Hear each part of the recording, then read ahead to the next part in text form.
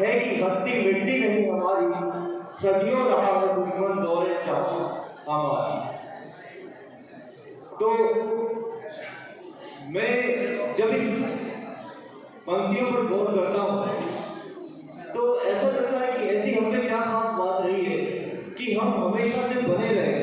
कई देश, कई साम्राज्य या कई समाज जो उनका निर्माण भी हुआ, समाज भी हो गए धीरे, परंतु भारत देश में ऐसी क्या खास बात रही कि वो हमेशा से इतने प्राचीन सभ्यता के साथ आज बना हुआ है। तो मैं पाता हूँ कि भारत में मिली और उसके बाद में आगे अब किस तरीके से हमारे देश को में आगे बढ़ाना है, इस पर विचार हुआ और उसके बाद में हमारा संविधान बनाया गया। और संविधान इस तरीके से बनाया गया कि जो आने वाले समय में बदलाव की आवश्यकता पड़ेगी भी तो उस बदलाव को हमारी शासन व्यवस्था हमारे देश के अंतर्गत लाया जा सके, इसी खूबसूरती है इस संविधान की। तो जैसा कि हम जानते हैं कि 26 जनवरी 1950 को उस समय के गवर्नर जनरल सी राजगोपालाचारी के अभिभाषण के साथ ही ये हमारा संविधान देश में लागू हो जाता है।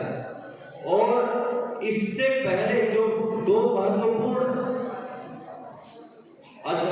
अनुच्छेद थे, इंडिपेंडेंस ऑफ इंडिया एक्ट 1947 और 1946 और गवर्नमेंट ऑफ इंडिया एक्ट 1935, इन दोनों एक्ट को खत्म कर दिया जाता है और भारत का नया संविधान उसी के साथ लागू कर दिया जाता है। वैसे अगर आप भारत का संविधान देखोगे तो उसका अंतिम अनुच्छेद है अनुच्छेद 395 और अनुच्छेद 395 ही वो है जो कि ये जो दो एक्ट थे, इंडिपेंडेंस ऑफ इंडिया एक्ट और गवर्नमेंट ऑफ इंडिया एक्ट 1935, दोनों को हटाने का काम करता है। तो इसी के बाद से हमारा देश जो है एक रिपब्लिक कंट्री कहलाता है।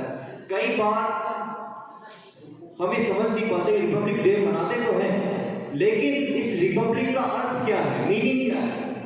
कई बार इसको लेकर हमारे कई समस्याएं रहती है कि रिपब्लिक का अर्थ क्या है। तो उस पर ही मैं थोड़ा सा फोकस करना चाहूंगा कि रिपब्लिक जो शब्द है वो लैटिन भाषा के शब्दों से मिलकर, लैटिन भाषा का शब्द है रेस और पब्लिक, यानी कि that is related to public. यानी कि जो हमारा देश है, अगर कोई देश रिपब्लिक है, इसका मतलब क्या है? इसका मतलब ये है कि वह उसकी आम जनता से संबंधित है, यानी कि ये पब्लिक है, ना कि कोई प्राइवेट प्रॉपर्टी नहीं। किसी भी देश का ये अगर ये देश है तो कोई एक व्यक्ति इसका प्रमुख नहीं है, एक व्यक्ति जो है इसका राजा नहीं है, इसको ओन या इसका स्वामित्व एक देश के एक व्यक्ति के पास नहीं है, संपूर्ण जनता ही इस देश को मिलकर बनाती है। इसलिए it is related to public, इसलिए रिपब्लिक है भारत देश, क्योंकि भारत देश भारत की जनता से मिलकर बना है, किसी एक व्यक्ति से मिलकर नहीं बना। इसलिए जब मोनार्की आती है, राजतंत्र आता है, तो वो रिपब्लिक के जस्ट अपोजिट है। क्यों? क्योंकि राजतंत्र में जो देश का शासन चला रहा है वो एक ऐसा एक व्यक्ति के द्वारा चलाया जा रहा है, जबकि रिपब्लिक में क्या होता है, रिपब्लिक में कुछ खास विशेषताएं होती है। हर देश रिपब्लिक नहीं बन सकता। और आपको खास जानकारी ये भी जानकर हैरानी होगी कि बहुत सारे देश जिनको हम डेमोक्रेटिक कंट्री कहते हैं, वो देश भी एक समय रिपब्लिक नहीं। बहुत अब 3-4 कुछ विशेषताएं होती है रिपब्लिक की जो आपको जानना अति आवश्यक है। तो पहली जो विशेषता है रिपब्लिक की, उस पर मैं बात करना चाहूंगा कि क्या भारत में ये सब चीजें हैं, इस पर आपको विचार करना पड़ेगा। पहला है कि हेड ऑफ स्टेट जो होता है आपका, यानी कि जो आपका देश का राज्य का प्रमुख है, वो हमेशा इलेक्टेड होता है, निर्वाचित होता है।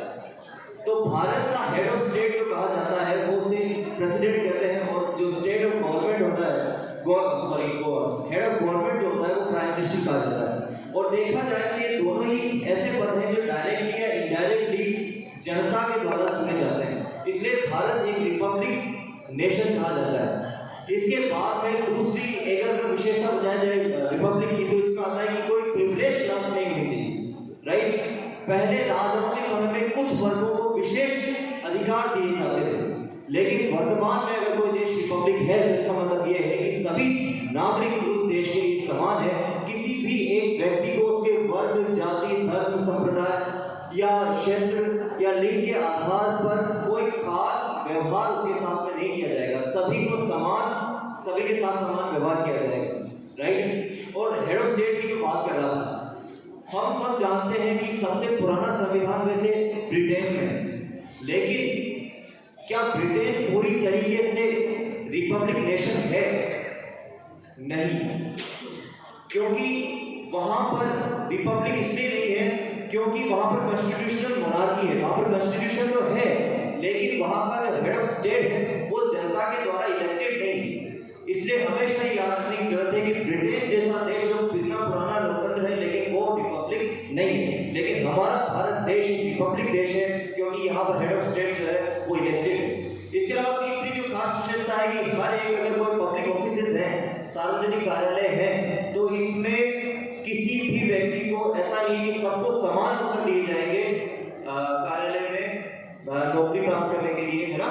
तो आप देश में हर एक व्यक्ति को समान अवसर दिए गए हैं सार्वजनिक नौकरियों में ना। तो सरकार के ऊपर किसी एक विशेष व्यक्ति या वर्ग का अधिकार नहीं हो सकता। और अंत में है कि ये ऐसा देश जो रिपब्लिक है वो रिपब्लिक देश संपूर्ण प्रभुत्व संपन्न जरूर होगा। और प्रभुत्व संपन्न होने का क्या मतलब है? प्रभुत्व संपन्न, भारत एक स्वतंत्र एवं संपूर्ण प्रभुत्व संपन्न देश है। इसका मतलब क्या होता है कि भारत से संबंधित जितने भी बड़े निर्णय लेने हैं उस निर्णय लेने का अधिकार पूर्णतः जनता के पास है, भारत की जनता के पास है। कोई भी विदेशी सत्ता भारत के बारे में कोई निर्णय ले नहीं सकती। तो इन सब विशेषताओं को जो देश पूरा करता है वही देश रिपब्लिक कहलाएगा। अतः हम कहते हैं कि भारत एक रिपब्लिक देश है क्योंकि हेड ऑफ स्टेट जनता के द्वारा इलेक्टेड है, किसी को कोई खास विशेष अधिकार नहीं दिए गए हैं, सबको समान अधिकार है, हर एक व्यक्ति की गरिमा जो है वो एकदम समान है। ऐसा नहीं है कि बिल्कुल गरीब आदमी है तो उसके साथ दोयाम दर्जे का व्यवहार किया जाएगा, और कोई अमीर व्यक्ति है किसी विशेष वर्ग से आता है तो उसको प्राथमिक नागरिक माना जाएगा, राइट। तो सभी जो नागरिक हैं वो समान है, सभी नागरिकों की गरिमा समान है, सभी नागरिकों को समान अधिकार दिए गए। तो ये भारत हमारे बहुत ही हमें बड़े गौरव की बात है कि देश कहते हैं जहां नागरिकों के साथ समानता का व्यवहार किया जाता है। लेकिन अंत में कुछ ऐसी चीजें भी है जो हमें गणतंत्र, हमारे जो गणतंत्र है उसमें कमियां नजर आती है। यानी कि हमारे आने वाले समय में जो अभी चुनौतियां हैं उनको दूर करने की आवश्यकता है। बहुत सारी चुनौतियां हैं। अगर मैं चुनौतियों की बात करूं तो जब मैं कहता हूं कि सभी को समान अधिकार है, लेकिन जब हम फीमेल पार्टिसिपेशन देखते हैं, आप चाहे इकोनॉमिक दृष्टिकोण से देख लीजिए कितनी महिलाएं जो है वो बाहर जाके काम कर पा रही हैं। आपको आज ये काम करना है कि आपको ये देखना है कि हमारा जो लोकसभा और राज्यसभा है उन 543 लोकसभा सदस्यों में से और 243 राज्यसभा सदस्यों में से कितने सदस्य महिलाएं हैं? बहुत कम। तो इतने समय के उपरांत भी अगर महिलाओं का भागीदारी बहुत कम है तो हमें ये सोचने की आवश्यकता है कि इसको बढ़ाया कैसे जा सकता है। इसके अलावा और भी ऐसी चीजें हैं जिस पर ध्यान देने की जरूरत है। जब हम कहते हैं कि हमारा देश एक लोकतंत्र है तो हमारे लोकतंत्र में एक अहम भूमिका निभाती है राजनीतिक पार्टियां।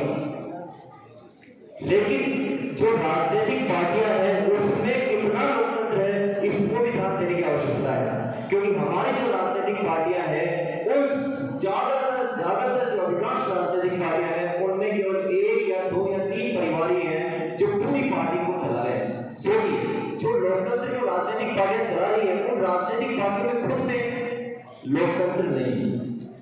तो ऐसी स्थिति में क्या हमारा देश गणतंत्र बना रह सकता है, गणराज्य बना रह सकता है? इसके अलावा कुछ और भी आ जाती है, बात आती है न्यायपालिका की, क्योंकि हमारे नागरिक के मूल अधिकारों का जब हनन होता है, संविधान के कोई हनन होता है तो उसकी रक्षा के लिए संविधान ने व्यवस्था की है न्यायपालिका की।